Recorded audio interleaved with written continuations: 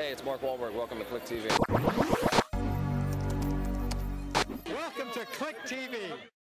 Hi Daniel, welcome back to Ireland. Thank you very much. Cheers. I wanted to say that the movies you're choosing since Potter are very, very interesting. Cool. How do you decide what you're going to do next? Really, it's just about what hits me on sort of a visceral level that makes you have that reaction of going, nobody else can play this part but me, and I don't want anybody else to play this part but me.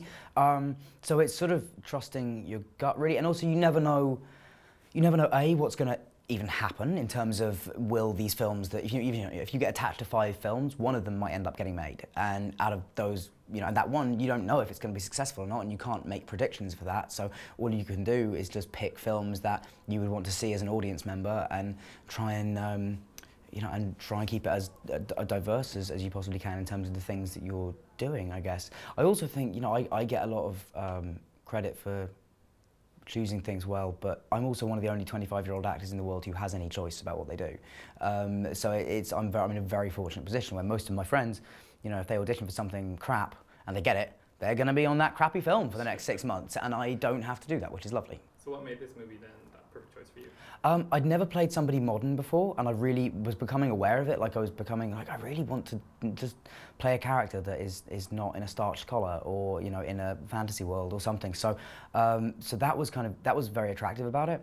But also just the dialogue was so sharp and fresh, and even though it was a very traditional story in terms of the plot, the dialogue was very fresh and authentic and fun, and I really liked the end. Like when I read the end of it, I found it really moving in a way that I definitely didn't expect to when I was halfway through, and I hope that carries on to the film, because I think a good romantic comedy should stay with you after you leave the cinema and should be kind of uplifting in a sort of emotional way. But you've got kind of a reputation of being quite funny in interviews, and I suppose that's a lot to think about. Yeah. But you've never done comedy before. No. Was it something you were waiting for a really good script? Or? Yes, absolutely. I mean, yeah, that's the thing. I wanted to do comedy, but you don't want to dive into the first thing. And also, it was an interesting thing with me after Potter. A lot of the comedy stuff that I got offered was kind of cameos, either making fun of myself, like in extras, which I did extras, so for me that's the best version of that. So to do it again would just be to do it not as well. And it would be like parodying either myself or what people might perceive me to be, or making jokes about Harry Potter and stuff like that. And I was just like, I really like comedy and I want to do a lot of it. So I felt like I needed to prove I could find a context in which I could be funny outside, like completely unconnected to fame or Potter or celebrity or anything like that. So it was just about waiting for something that came along that you really, and I felt there was this and another romantic comedy and a different, not a romantic comedy, but another comedy that I was reading at the same time, and this seemed like it was both the one I liked the most and it had the realest chance of actually existing. So that's the one I went for. Did the other one happen? One of them did, yeah, one of them did, and the other one haven't. Had you heard of the director McDowell before? I knew of Pete Tong and The Goon, but I hadn't actually seen them, but that was my sort of first stop was, my first stop was actually The Goon. I watched Goon last night, it's hilarious. It's great, isn't it? It's fantastic. But what I think is I got everything I needed to know about Michael from Goon, because it's got that, it's violent, it's aggressive, it's, very, very funny and irreverent, and it's also got this completely surprisingly sweet romantic subplot between Alison Pill and Sean William Scott. And so that kind of, because the script was great, but a good script in the hands of a bad director, or a director that leans towards cheesiness and over-sentimentality, could still become overly sentimental. So I think watching that film kind of made me go, okay, this guy's not going to go for schmaltz.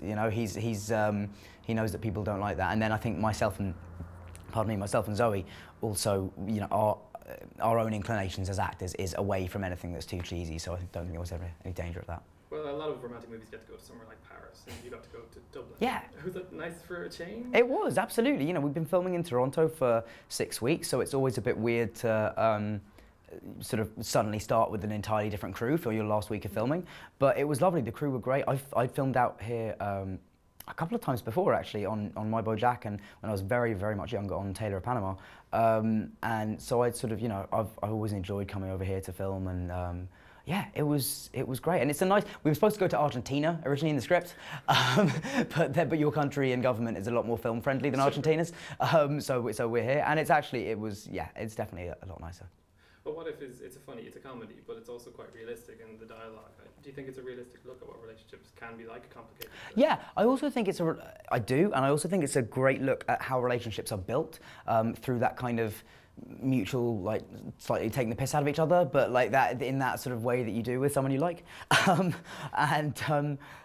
know, it's so I think it does show that, and I also think it shows the kind of the grey areas. It's about two very ethical people that find themselves in a moral grey area halfway through the movie or during the movie, and so I think it's about the things I like about it are, for instance, Zoe's boyfriend, Rafe Spall, is a really nice guy. He's not a douchebag like they often are in these kind of movies. He's a really nice guy, he's successful, he treats her really well.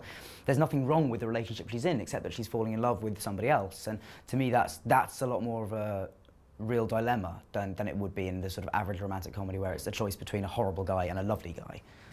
Well, for me, the movie kind of is most like is 500 Days of Summer. Right. Would that be kind of what you would think, or do you have any other films that you think it's kind of Yeah, I mean, I think it's probably we've been getting When Harry Met Sally a lot, but I'm not sure if that's the case. I think 500 Days of Summer, just in terms of you know, the dialogue and how people are talking and the kind of the authenticity of the relationships, is hopefully closer to where we are. But also when Harry Met Sally is a wonderful movie. But it's just that, you know, they kind of hate each other for the first bit of it. There's never a point where they're like trying to be friends or anything. It's just so it's kind of a different film. And it's also interesting because people have been saying about this film that the central question of it is, can men and women really be friends? It's like, no, that is the central question of When Harry Met Sally. Yeah. We are asking, is it ever sensible to live in total denial about how you feel about somebody? You know, that's because my character, at no point does he really want to be just friends. He is in love with her. But he knows he can't have that, but he knows he doesn't want to give it up, so he just sort of tortures himself and says, well, in that case, this person makes me really happy and I don't want to give that up, so I'm just going to hang around with them. Well, you've been in a massive franchise, you've made some smaller movies, but if you had a dream project, if there was a movie of any size or scale or whatever that you could do, what would it be? Well, at the moment, the project I really want to do is called College Republicans. It's with, hopefully would be with, you know, myself and Dane DeHaan and John Krakidas, who directed Kill Your Darlings. We'd all sort of get to work together again. So hopefully, that, yeah, at the moment, like, that's my dream project, because it's been up and down for a few years now in terms of if we're going to get it done. So at the moment, that's my dream. Thanks very much. Thank you so much. Pleasure.